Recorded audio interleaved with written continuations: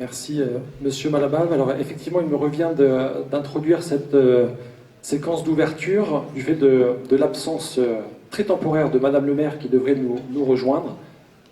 Donc, je la salue malgré son absence. Et je salue également tous les intervenants qui vont suivre. Donc, Madame la secrétaire générale, représentante de Monsieur le préfet, j'ai aperçu aussi Monsieur le sous-préfet de Castellane, Madame la vice-présidente du département, chère Stéphanie, Monsieur Borghini, aussi régional, Mesdames et Messieurs les élus, j'ai vu plusieurs maires dans la salle et je vous remercie d'être avec nous aujourd'hui. Mesdames et Messieurs les membres du Conseil territorial de santé, puisque si l'ARS est effectivement partie prenante de cet événement, c'est avant tout un événement du Conseil territorial de santé. Chers collègues des services de l'État, des collectivités territoriales, j'ai vu plusieurs d'entre vous, je salue tout particulièrement la présence du colonel Besson. Merci, cher Sylvain, d'être avec nous aujourd'hui, directeur du SDIS 04. J'ai vu beaucoup de professionnels de santé. Bienvenue à vous tous, mesdames et messieurs les directeurs d'établissement, les représentants du personnel. J'ai vu également beaucoup d'associatifs, une spéciale dédicace pour Romain, mon binôme de DUOD. Merci à l'APF d'être présent et à beaucoup d'autres associations, beaucoup d'aidants usagers, mesdames et messieurs. Votre présence nombreuse est certainement la meilleure illustration de l'intérêt porté aux enjeux de santé. Nous sommes plus de 200 inscrits, je sais que certains encore sont au stand et vont nous rejoindre, donc plus de 200 inscrits. Je crois que ça atteste effectivement de l'intérêt porté à la question de santé. On a eu raison effectivement de voir grand pour accueillir les échanges de ce matin et les ateliers de cet après-midi, et donc je tiens, en l'absence de Madame le maire, de la remercier pour la mise à disposition de nouveau du Palais des Congrès pour cet événement. Donc oui, la santé intéresse. On sait qu'au niveau national, un sondage de Ipsos qui soulignait récemment que la santé était devenue la première préoccupation des Français, et on le comprend. Et on peut imaginer que cette préoccupation elle est peut-être encore plus forte dans les Alpes de Haute-Provence. Parce qu'on sait certainement ici plus qu'ailleurs que l'accès aux soins, ce n'est pas aussi évident que dans d'autres territoires qui sont plus près des facultés de médecine. Et on sait que cette distance aux facultés de médecine est l'un des premiers déterminants des inégalités territoriales de santé. Nous tous, habitants des Alpes de Haute-Provence, on sait combien il peut être difficile d'accéder à un médecin traitant, d'accéder encore plus à un spécialiste. On sait l'état de nos urgences. Ça, c'est des choses que les Alpins de Haute-Provence connaissent bien, et à ce titre qui souligne l'intérêt particulier de la santé dans les Alpes de Haute-Provence. On a beaucoup de défis dans ce département, multiples. Pour en citer que quelques-uns, le premier, c'est comment on accompagne les maladies chroniques, les patients en affection de longue durée, alors qu'on est le département de la région qui a aussi le marqueur démographique le plus âgé, ce qui est évidemment une corrélation exacte avec les maladies chroniques. C'est un premier défi.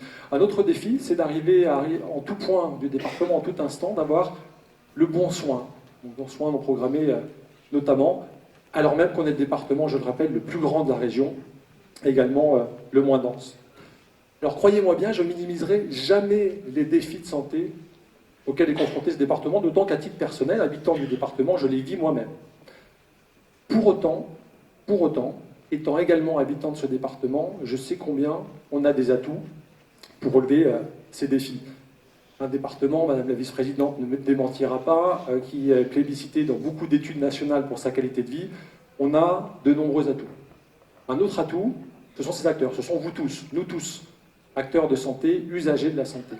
Puisque je sais qu'ici, plus qu'ailleurs, on a une volonté, un esprit de coopération qui nous permet de répondre à ces défis fondamentaux. Et je tiens ici à saluer l'engagement de chacun sur les enjeux de santé. Alors je ne minimise pas les défis, mais je suis convaincu que nous avons le pouvoir collectivement de changer la donne, d'innover dans nos pratiques et nos organisations, et aussi, pourquoi pas, oui, de devenir une terre d'accueil des professionnels de santé. C'est quelque chose que nos voisins du Nord, des Alpes-de-Provence, des Hautes-Alpes ont déjà réalisé. Je suis convaincu que nous pouvons y arriver également. Pour preuve, deux petits chiffres, j'en aurai beaucoup plus tout à l'heure. Le nombre de médecins qui s'installent dans le département n'a jamais été aussi important. C'est 21 en 2023, c'est un record. Mieux encore, le nombre d'internes. Nos internes sont nos médecins de demain. On a 38 internes, que ce soit en libéral ou à l'hôpital, ce semestre. C'est aussi un record. Ces quelques chiffres, c'est la preuve qu'il n'y a pas de fatalité. C'est aussi la preuve que collectivement, on peut arriver à changer la tendance. Ce chiffre montre ce sont les résultats de notre action collective. Et ça, je sais que c'est la volonté que nous partageons toutes et tous dans cette salle, d'arriver justement à travailler collectivement, à répondre à ces défis de santé. Alors voilà simplement l'objet de cette conférence, c'est ça. C'est de croiser nos regards, nos expériences, nos difficultés, nos besoins et surtout nos idées en matière de santé. C'était le souhait de l'ARS et du Conseil territorial de santé d'ouvrir ce débat. Je rappelle que le Conseil territorial de santé est l'instance de la démocratie en santé dans le département. Et donc c'était notre volonté collective d'ouvrir grand ce débat et cette consultation pour qu'on puisse d'une part partager les mêmes informations, ce sera la première partie de cette journée, c'est quelle est la situation du département, et ensuite de pouvoir échanger, débattre, faire part de nos idées. C'est ça l'idée de cette journée. Le rôle d'une délégation ARS, elle est effectivement de piloter l'action de santé publique dans le département, mais elle est aussi et surtout de prendre le pouls du territoire, de faire remonter des idées, de soutenir les initiatives locales. Donc, toutes les propositions que vous allez faire aujourd'hui, soyez assurés qu'elles vont être scrutées avec attention par le Conseil territorial de santé, par l'ARS, afin de pouvoir soutenir toutes celles qui pourront aider à améliorer la situation de la santé dans les Alpes de Haute-Provence. Alors j'en terminerai là, simplement en vous disant, mais ne vous privez d'aucune proposition, quelle qu'elle soit, tout ce qui vous passe par la tête et qui vous semble de nature à améliorer la santé des Alpins de Haute-Provence, ne vous privez pas de les échanger dans les tables rondes ou avec la boîte à idées numériques ou dans les ateliers. Et on les collectera ensuite. Il y aura des actes de cette journée qui nous permettront ensuite de suivre ces actions et d'en financer évidemment certaines. Alors j'en reste là, je vous souhaite une excellente journée. Je termine simplement avec des remerciements tout particuliers à l'équipe du CODES. Merci, encore une organisation impeccable. Monsieur Malabal d'avoir accepté l'animation de cet événement. Et à nos intervenants, Madame Duménil, Monsieur Mousquet, qui nous vient de très loin, qui a bravé, qui a croisé la France pour venir jusqu'à nous. Et donc on va avoir l'occasion d'écouter dans quelques instants. Merci à vous et très bonne journée.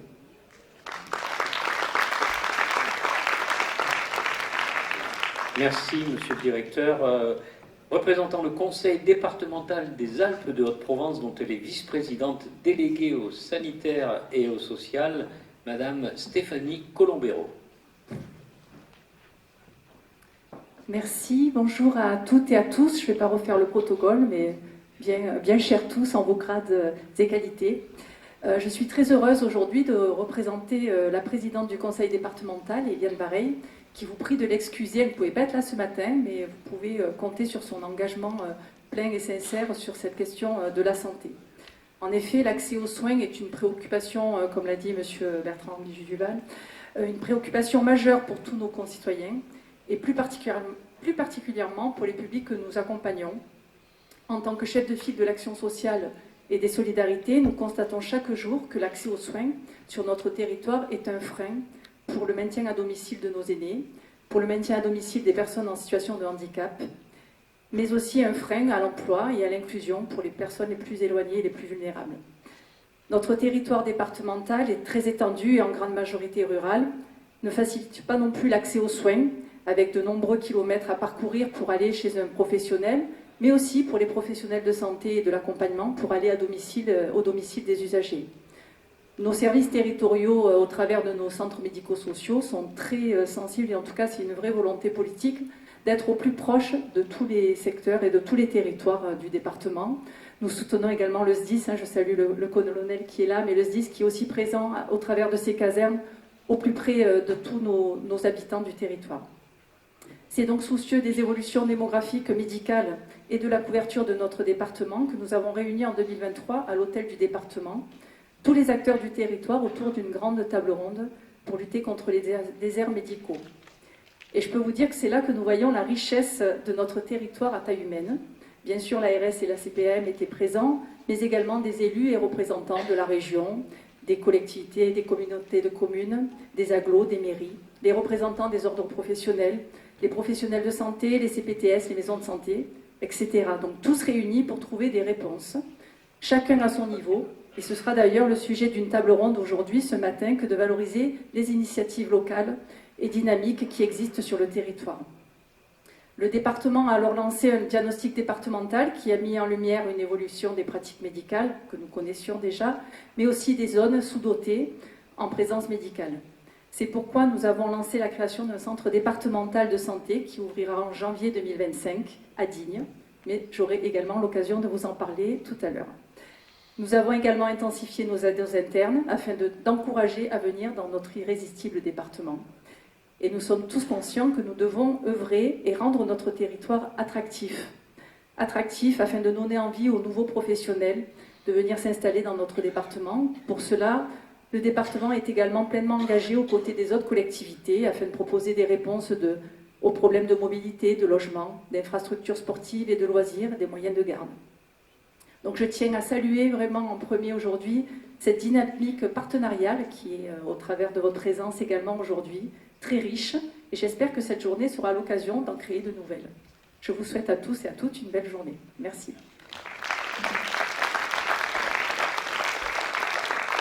Merci Madame Colombero. Un autre élu, il est à mes côtés, il est maire de La Brianne et également conseiller régional, Jean-Charles Borghini pour la région Sud et évidemment pour une commune des Alpes de Haute-Provence. Merci. Madame la secrétaire générale, mesdames, messieurs, en vos titres, grades et qualités.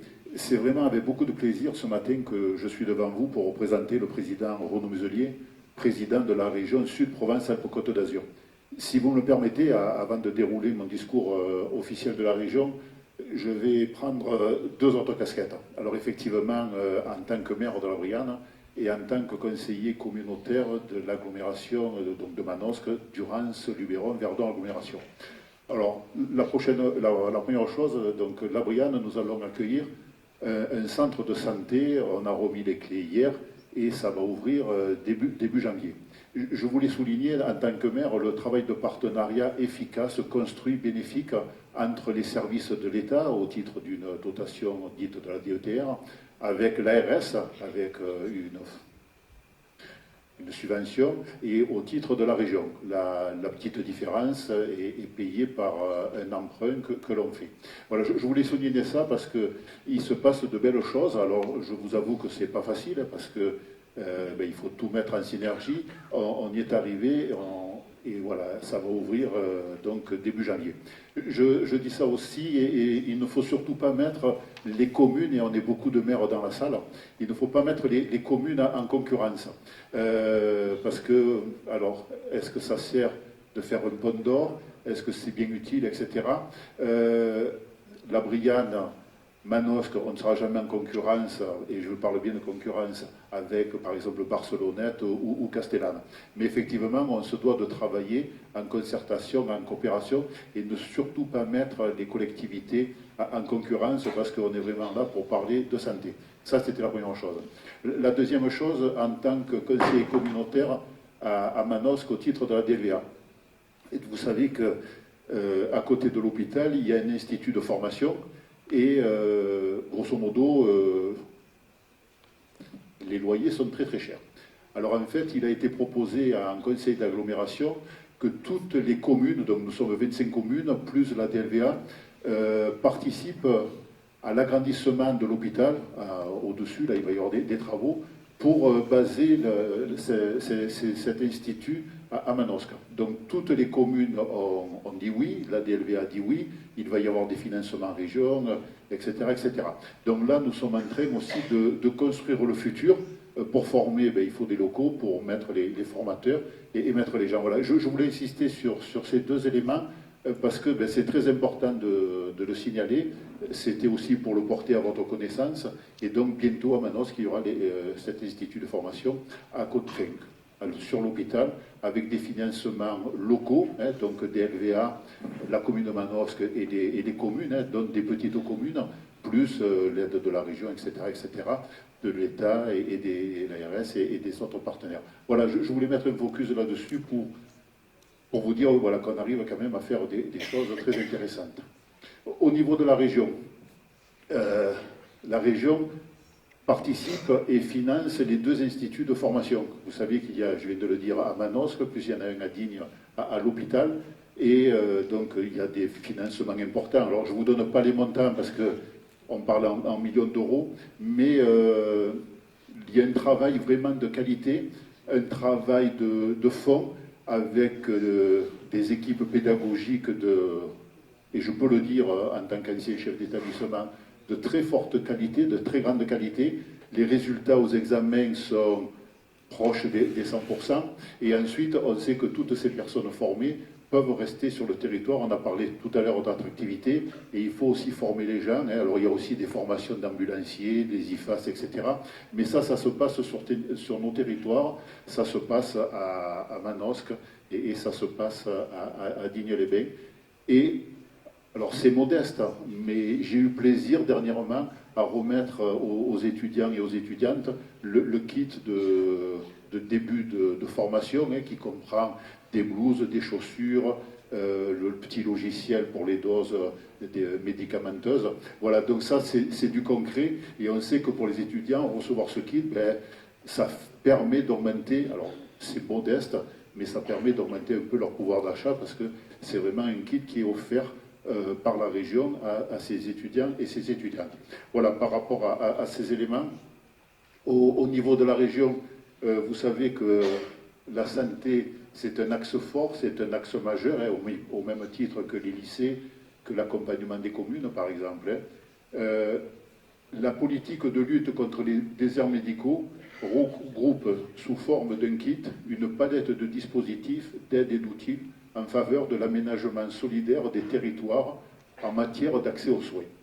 Ce dispositif se décline en 4 volets d'intervention qui sont complémentaires: les maisons régionales de la santé et de l'aide à l'installation de médecins généralistes, l'accueil d'étudiants en médecine générale dans nos territoires, le déploiement de la télémédecine et de l'équipement médical, et une meilleure accessibilité aux soins d'urgence avec un plan salle d'attente notamment. Il a permis, depuis sa création, la labellisation de 122 maisons régionales de santé pour un montant de 19 millions d'euros. Et il y en a à l'heure actuelle 106 qui sont ouvertes. Pour notre département, 15 structures d'exercice coordonnées, que ce soit des maisons ou des centres de santé, pour un total de plus de 2,5 millions. Il y a eu l'installation de 29 médecins généralistes pour un montant de plus de 600 000 euros.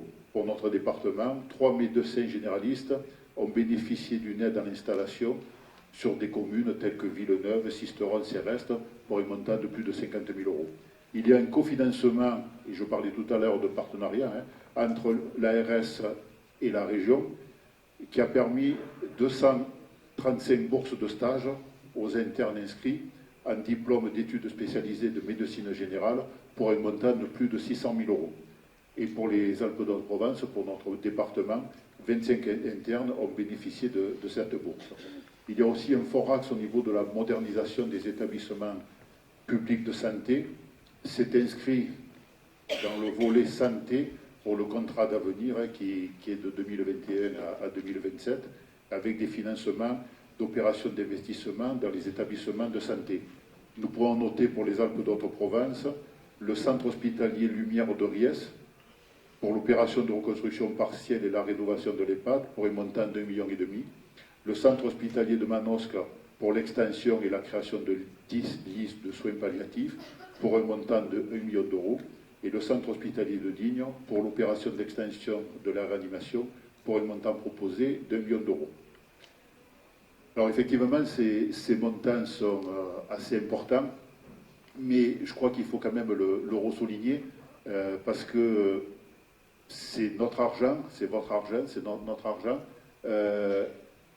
Beaucoup d'argent arrive de l'Europe.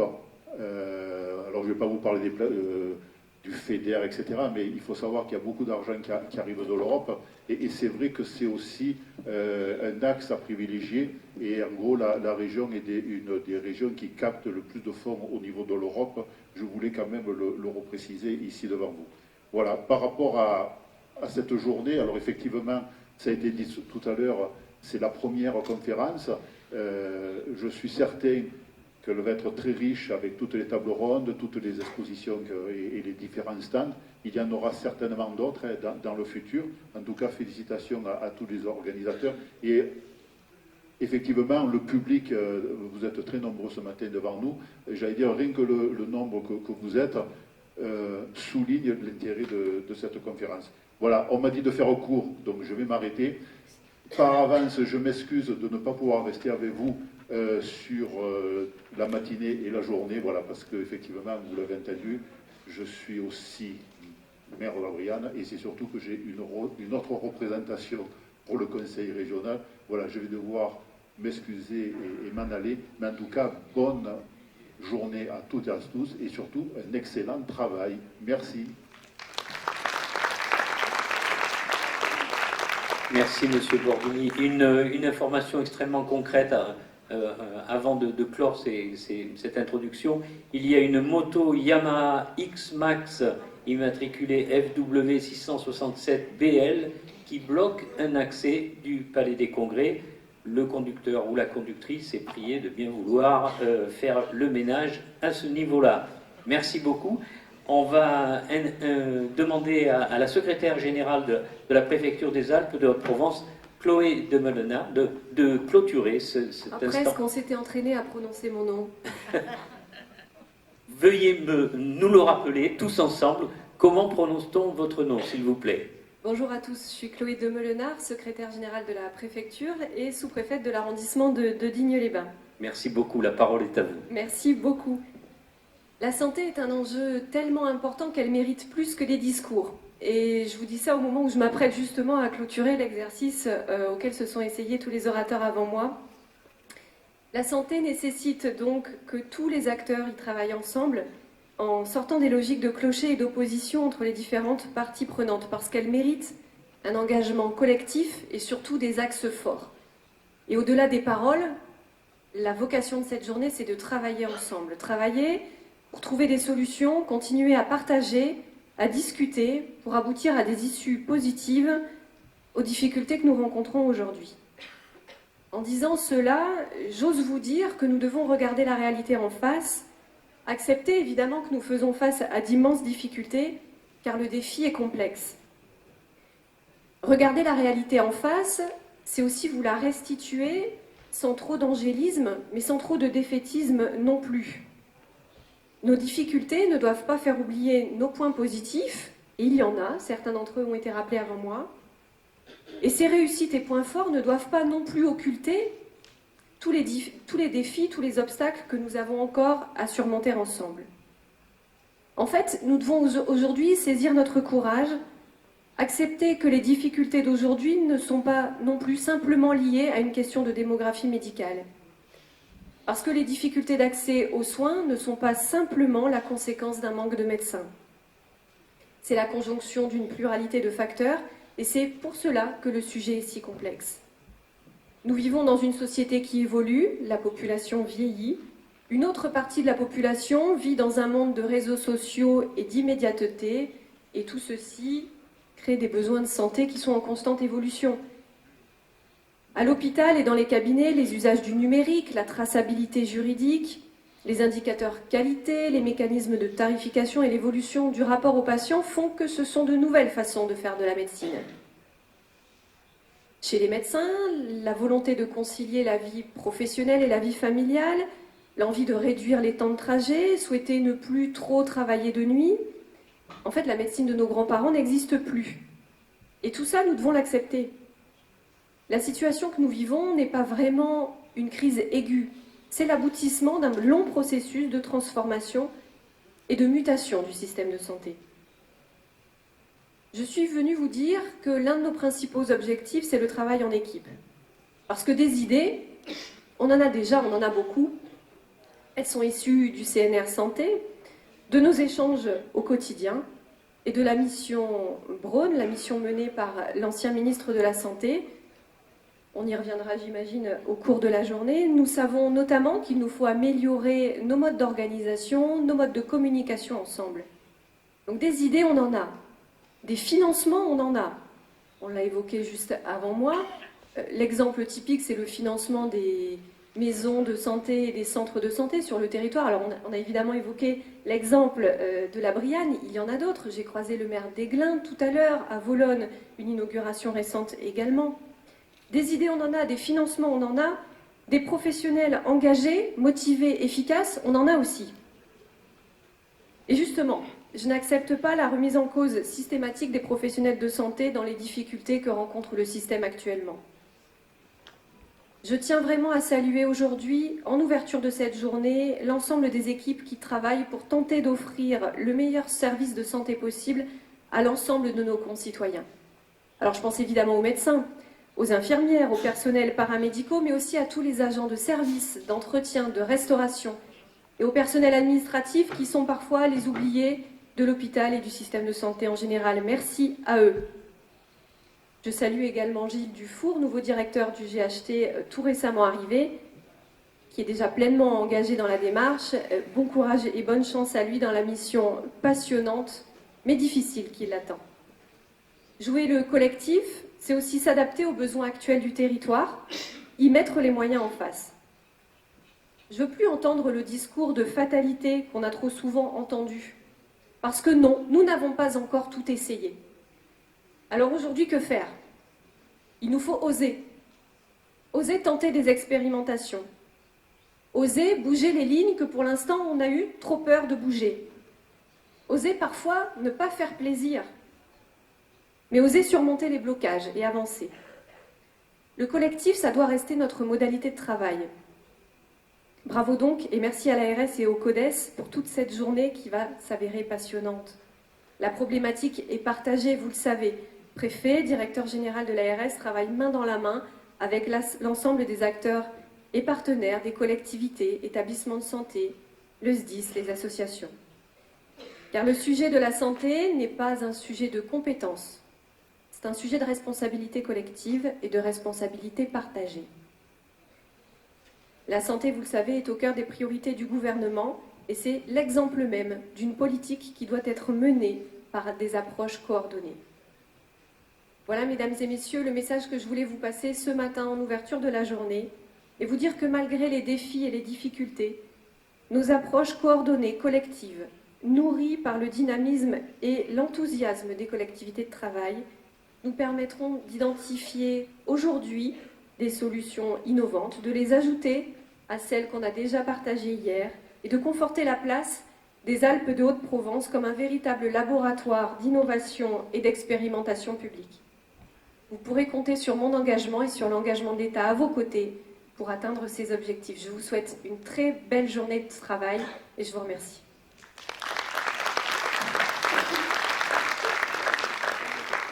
Merci Madame de Malener de cette intervention avec beaucoup de force, beaucoup d'énergie et on va voir dans la journée, effectivement, on va illustrer tout ce que vous venez de dire en ce qui concerne la démarche collective par rapport au domaine de la santé.